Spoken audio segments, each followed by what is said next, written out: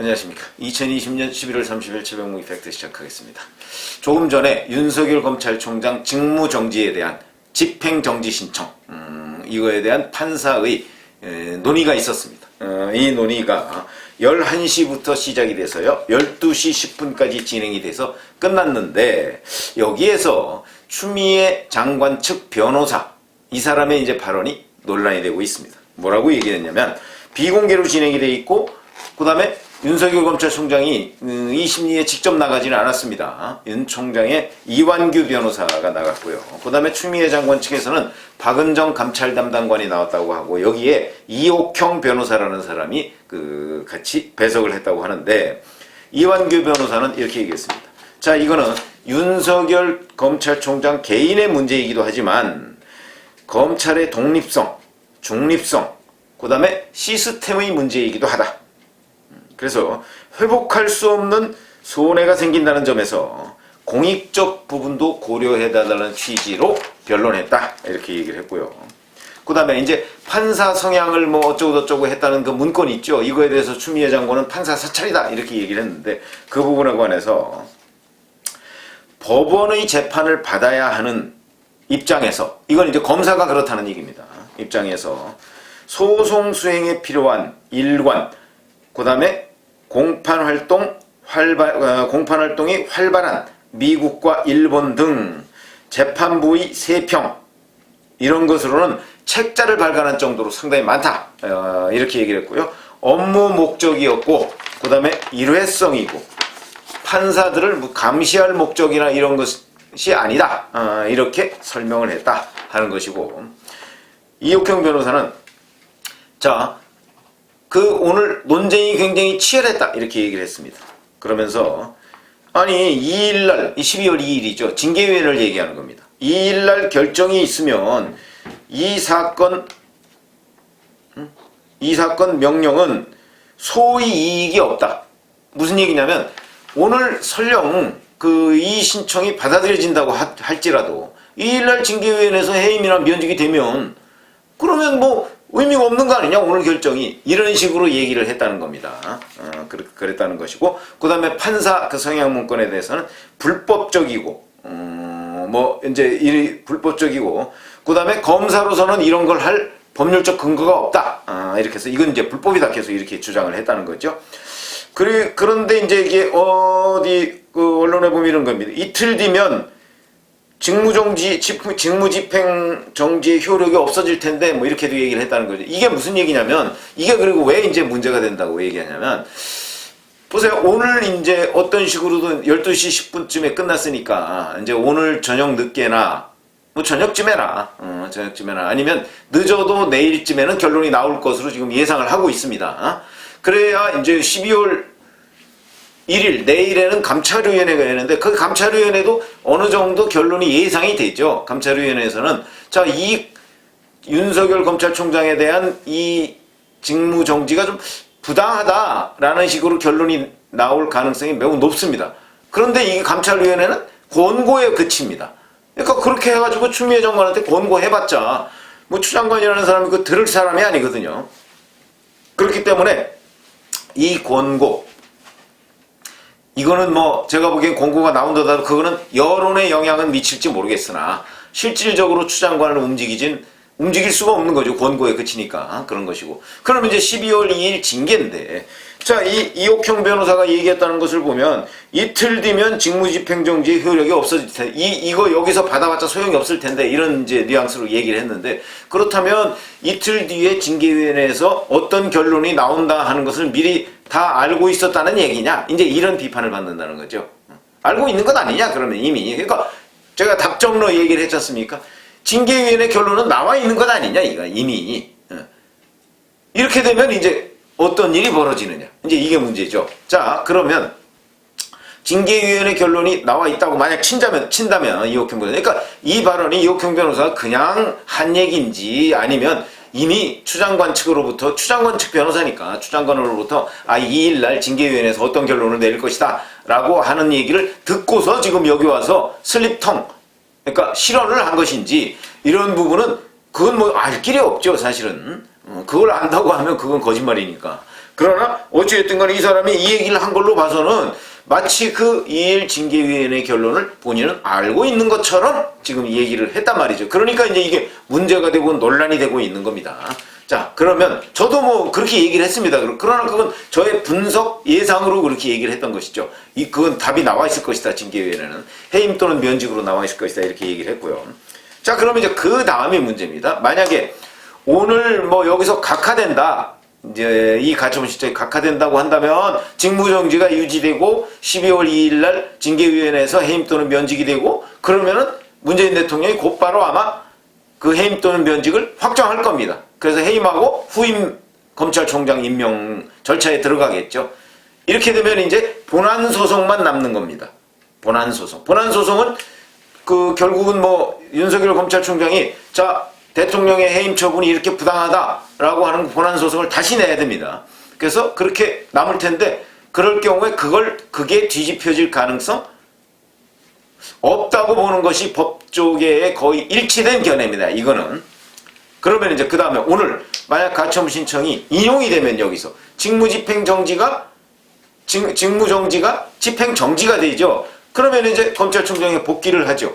그러면 내일 하루 검찰총장이 되는 겁니다. 다시 또 됐다가 모레 12월 2일 날 해임이 되죠. 거기서 만약에 해임이 된다고 했을 경우에 아까 제가 말씀드렸듯이 조남관 지금 총장 직무대행이 얘기한 것이 청와대나 이런 데와의 어떤 사인 또는 교감 아래 그 여권이 출구 전략을 찾는 것이 아니라면 그대로 다 밀어붙일 텐데 그러면 이제 내일 하루 오늘 만약에 결정이 나왔다고 한다면 내일 하루 윤석열 검찰총장이 됐다가 이제 다시 복귀했다가 그랬다가 모레 이제 징계위원회에서 해임 또는 면직이 되면 그 면직돼서 곧바로 효과가 발휘하는 건 아니거든요. 그건 검사징계법에 따르면 대통령이 집행하게 돼 있습니다. 그러니까 청와대에 이제 올립니다. 그러면 문재인 대통령이 그 결정을 예를 들어서 내일 12월 2일 날 오후 4시쯤에 이제 회의가 열리니까 그 회의가 만약에 이쪽 윤석열 검찰총장 쪽도 뭔가 나가서 거기서 발언을 할 거거든요. 이게 왜 부당하다는 걸. 그래서 시간이 걸리면 그날 하루에 안 끝날 수도 있습니다. 안 끝날 수도.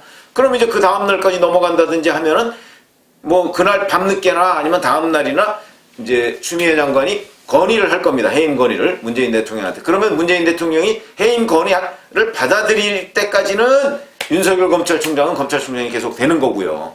자, 그러면 그 다음에 만약에 윤 총장이 문재인 대통령이 받아들였다. 그렇게 되면 이제 윤 총장은 그 받아들인 부분, 그러니까 해임이 된 거죠. 이제 일단은 됐으니까 그 부분에 관해서 다시 또 한 번 가처분 신청. 그러니까 집행정지 결정을 신청해야 되고요. 그 다음에 본안소송을 또 내야 됩니다. 그 해임이 부당하다. 취소해달라는 본안소송을 내야 되는 거죠.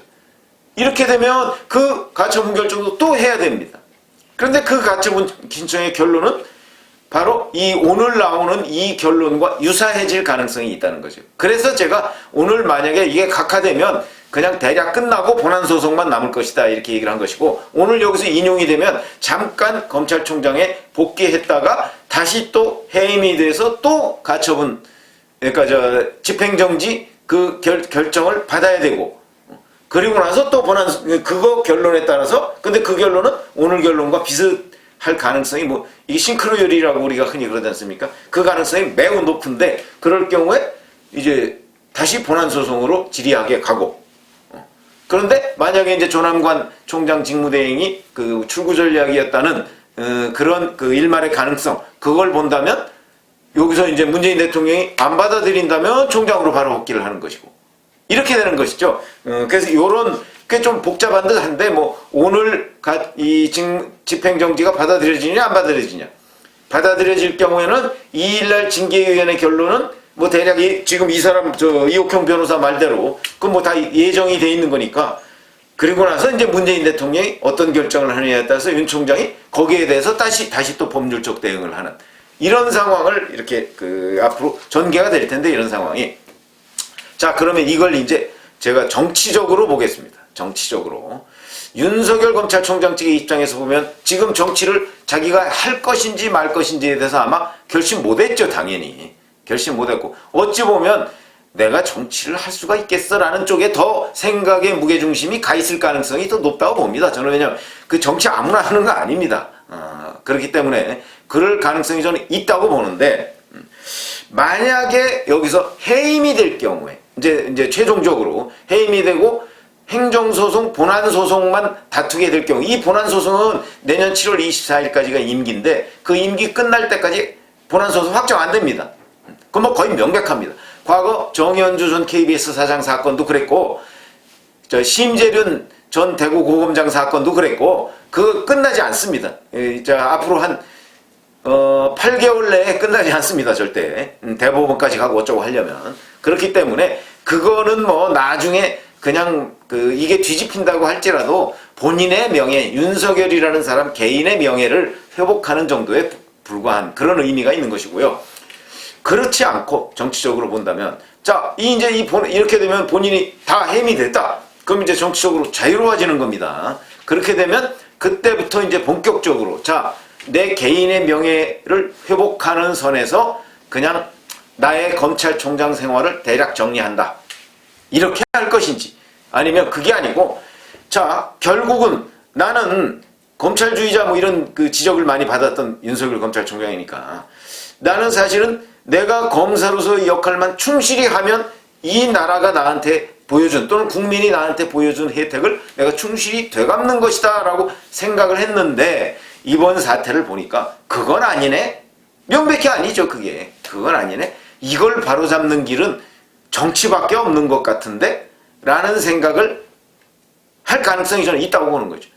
원래는 내년 7월 24일 날 임기가 끝나고 7월 25일부터 무엇을 어떻게 할 것인지 천천히 생각해 보겠다는 게 본인 지난번 10월 22일 날 대검 국정감사 때 발언 아닙니까? 그런데 그거를 문재인 대통령과 추미애 장관에 의해서 추미애 장관이 앞당겨 준 겁니다. 그 천천히 생각해 볼 시작점을 앞당겨 준 겁니다. 그러니까 이제 만약에 여기서 완벽하게 행정소송, 본안소송만 남는 사태가 된다면 본인은 여기서부터 이제 정말 내가 정치를 해야 될 것인지, 왜냐하면 그 정치를 해야 될 것인지에는 이런 부당한 일, 우리나라 검사의 대부분이 이거는 아닌데 라고 했던, 심지어는 추미애 법무부 장관이 그 인사 조치를 했던 이런 검사들마저도 아닌데 라고 했던 그 부분을 정권이 또는 대통령과 장관이 밀어붙여, 이렇게 불법적인 일을 밀어붙여도 손을 쓸 수 없는 그런 어떤 검사의 역량, 이것만 가지고서는 안 되겠다. 이걸 역시 바꿀 수 있는 거는 정치구나 라는 걸 본인이 알아서 그때 이제 뭔가 전환을 할 가능성은 저는 더 높아진다고 보는 거죠. 임기를 마치고 천천히 정치를 할 것인지 말 것인지를 생각해 보는 것보다, 이번에 이제 이리저리 해서 결국은 윤석열 검찰총장이 완전 자유인이 됐을 때 그 정치의 가능성은 훨씬 높아지고, 꼭 본인이 정치를 안 하더라도 본인에 대한 국민들의 기대는 여전히 있을 것이다. 저는 이렇게 봅니다. 있을 것이기 때문에 우리 2011년에 박원순, 그 다음에 안철수 두 사람의 뭐라고 할까요? 서울시장 경쟁, 그 다음에 안철수라는 사람이 박원순 시장의 손을 딱 들어줬어요. 근데 그 전에 여론조사상 어떻게 돼 있는지 그거 기억나시죠? 박원순 씨는 그 당시에 한 5%밖에 안 나왔습니다. 그런데 안철수 씨는 그 당시에 한 40%가 넘었습니다. 그런데 안철수 씨가 박원순의 손을 들어주면서 그 당시에 민주당의 박영선 후보를 누르고 박원순 시장이 후보가 되고, 그러고서 나중에 시장까지 그냥 다 본인이 차지한 거 아니겠습니까? 그것처럼 정치라는 건요, 이 상황이 한번 굴러가기 시작하면 이게 눈덩이 불듯이 불어나는 게 또 지지율입니다. 그런 차원에서 본다면 지금 문재인 대통령과 여권이 윤석열 검찰총장을 이런 식으로 이제 조기에 자연인으로 돌아가도록 한다면 윤 총장의 정치적 운신의 폭은 훨씬 커져서 본인이 나오든 아니면 나오지 않고 이제 반문연대 쪽에 뭐 자리를 하든, 뭐 그렇게 돼서 나중에 뭐 누구 지지할 수도 있는 거 아니겠습니까? 그렇게 하든 우리가 흔히 룸이라고 하는, 그러니까 그런 공간, 이거는 훨씬 더 넓어지는 것이다. 그런 관점에서 본다면 야권 지지자의 입장에서는 글쎄요, 뭐 전화위복이 될 수도 있는 상황이 올 수도 있다. 이렇게 보니까 제가 오늘 뭐 너무 여러 가지의 이 그 갈래를 설명을 해드렸는데, 이제 법률적 측면으로 전반부에서 설명을 해드렸고, 후에 이 법률적 측면으로 윤석열 검찰총장의 대항 수단이 소진됐을 때의 정치적 측면을 함께 설명을 해드렸습니다. 감사합니다.